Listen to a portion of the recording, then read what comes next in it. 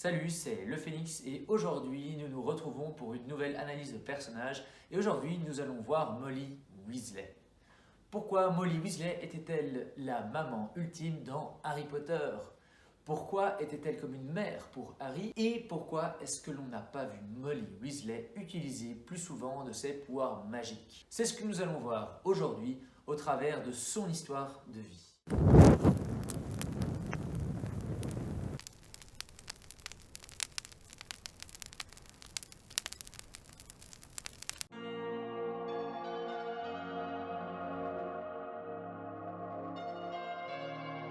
Durant sa jeunesse, et tout comme ses enfants, Molly Weasley a fréquenté l'école de Poudlard et elle fut envoyée, gros suspense, à la maison de Gryffondor, tout comme son futur mari Arthur qu'elle rencontra à Poudlard, qui était lui aussi bien évidemment dans la maison, gros suspense, Gryffondor. Ils se marièrent peu de temps après et c'était à ce moment-là que Molly perdit son nom de jeune fille qui était Priwet pour prendre le nom de famille Weasley. Malheureusement, peu de temps après ses études et lors de la première guerre des sorciers contre Voldemort, Molly perdit ses deux frères, Fabian et Gideon, qui ont été assassinés par plusieurs Mangemorts. Si l'on en croit ce qui est noté dans le tome 5, ces deux frères étaient de sacrés sorciers. Gideon Priwet, les Mangemorts ont dû se mettre à 5 pour les tuer, lui et son frère Fabian. Ils se sont battus en héros.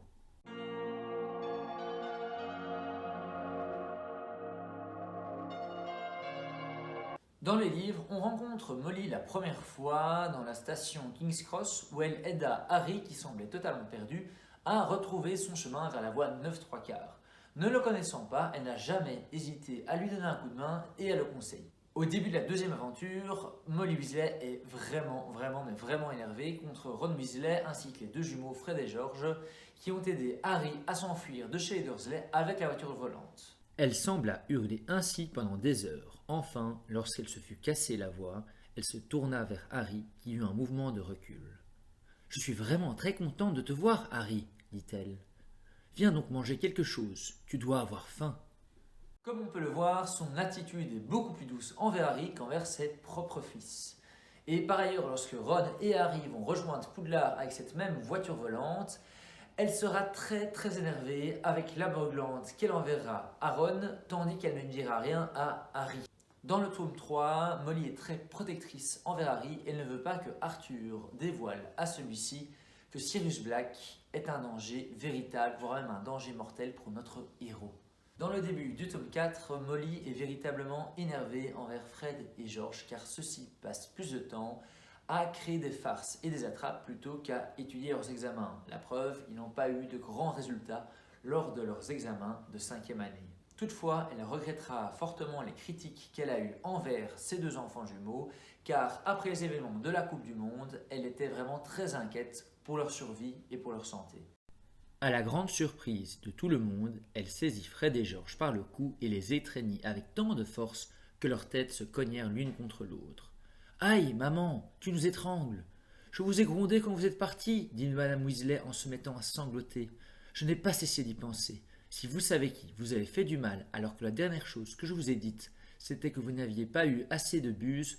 Oh, Fred, George !» Dans la suite du tome 4, elle se montrera de manière générale très inquiète par rapport à la vie de Harry.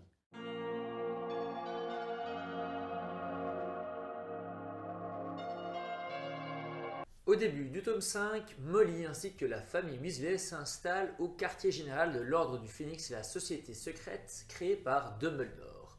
Elle insistera fortement pour qu'aucun de ses enfants, ni même Harry, ne puisse participer plus activement dans l'Ordre du Phénix. « Il n'est pas membre de l'ordre du Phénix, s'exclama madame Weasley. Il n'a que 15 ans et il a dû affronter autant d'épreuves que la plupart des membres de l'ordre, interrompit Sirius, et même plus que certains. Personne ne nie ce qu'il a fait, répondit-elle en élevant la voix, ses poings tremblants sur le bras du fauteuil. Mais il est encore, ce n'est plus un enfant, s'impatienta Sirius. Ce n'est pas un adulte non plus, protesta madame Weasley. Il n'est pas ton fils, dit tranquillement Sirius. C'est comme s'il l'était, répliqua madame Weasley d'un ton féroce. Qui d'autre a-t-il? Après avoir tenté de dissuader Harry d'en savoir plus sur Voldemort et sur ses plans, elle tentera également de dissuader ses plus jeunes enfants, c'est-à-dire Fred George, Ron et Ginny d'en savoir plus sur ce même Voldemort. Toujours au quartier général de l'Ordre du Phénix, Molly Weasley se retrouvera face à un épouvantard. L'épouvantard, que nous avons découvert dans le tome 3, montre à une personne ce qui lui fait le plus peur. Face à l'épouvantard, Molly a vu la mort de Bill, de George, de Fred, de Ginny et même de Harry. Bref, elle a vu tous les membres de sa famille, ainsi que Harry, décédés face à elle. Heureusement pour elle, il ne s'agit que d'un épouvantard et ce n'est pas la réalité. Lors de la 6e aventure, elle se montrera très reconnaissante envers Harry qui sauva Ron du poison. Molly fut également très inquiète à la fin du tome 6 pour son fils aîné Bill qui fut mordu par Fenrir Greyback, un loup-garou associé à Lord Voldemort. Au début de la 7e aventure, Molly attend avec Ginny au terrier pendant que Harry et les membres de l'Ordre du Phénix font le transport depuis chez les Dursley jusqu'au terrier justement. Au retour des membres de l'ordre et donc de certains membres de sa famille, George perdit une oreille et il en fut évidemment très affecté. À la fin de la saga, lorsque Bellatrix est à 2 doigts de jeter un sortilège mortel sur Ginny, elle explose. L'attention de Harry fut détournée par un sortilège de mort qui passa à 2 cm de Ginny et faillit la tuer. Il changea alors de direction, se précipitant vers Bellatrix plutôt que Voldemort, mais à peine avait-il fait quelques pas qu'il fut poussé de côté. « Pas ma fille, espèce de garce !» Tout en courant, Madame Weasley se débarrassa de sa cape pour avoir les mains plus libres. Bellatrix pivota sur ses talons et éclata d'un grand rire en voyant sa nouvelle adversaire. Malgré le peu de considération de la part de Bellatrix envers les pouvoirs magiques de Molly, cette dernière se rendit vite compte que Molly était dotée de certains pouvoirs. Et on voyait bien que Molly allait défendre ses enfants coûte que coûte. Qu'arrivera-t-il à tes enfants quand je t'aurai tué, railla Bellatrix, aussi démente que son maître, faisant des bonds pour éviter les maléfices qui dansaient autour d'elle. Quand maman sera partie de la même manière que Freddy. Tu ne toucheras plus jamais à nos enfants, hurla Madame Weasley. Bellatrix éclata de rire, du même rire exultant qu'avait eu son cousin Sirius avant de basculer en arrière à travers le voile. Et soudain Harry sut ce qui allait se produire. Le maléfice de Molly passa sous le bras tendu de Bellatrix et la frappa en pleine poitrine, juste au-dessus du cœur.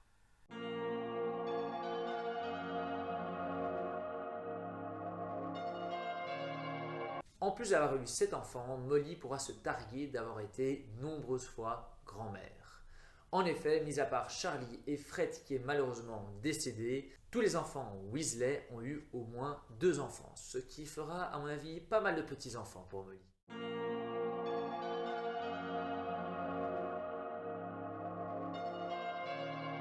Jusqu'à présent, nous avons établi l'avis de Molly Weasley plutôt par des faits, et maintenant vient le moment de donner mon avis personnel. Évidemment, vous pouvez avoir un autre avis, pas de souci.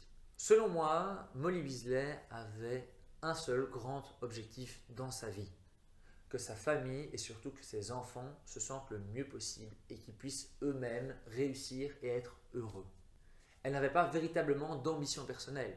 Par ailleurs, elle n'a pas de métier et ne semble pas vraiment avoir l'ambition d'en vouloir un. Tout ce qu'elle veut, c'est des enfants qui ont une belle vie, elle veut s'occuper d'eux, cuisiner pour eux, les instruire, les éduquer. Autre point intéressant si on analyse sa vie, on voit que Molly est très proche de Harry et elle est un petit peu pour elle comme une mère de substitution.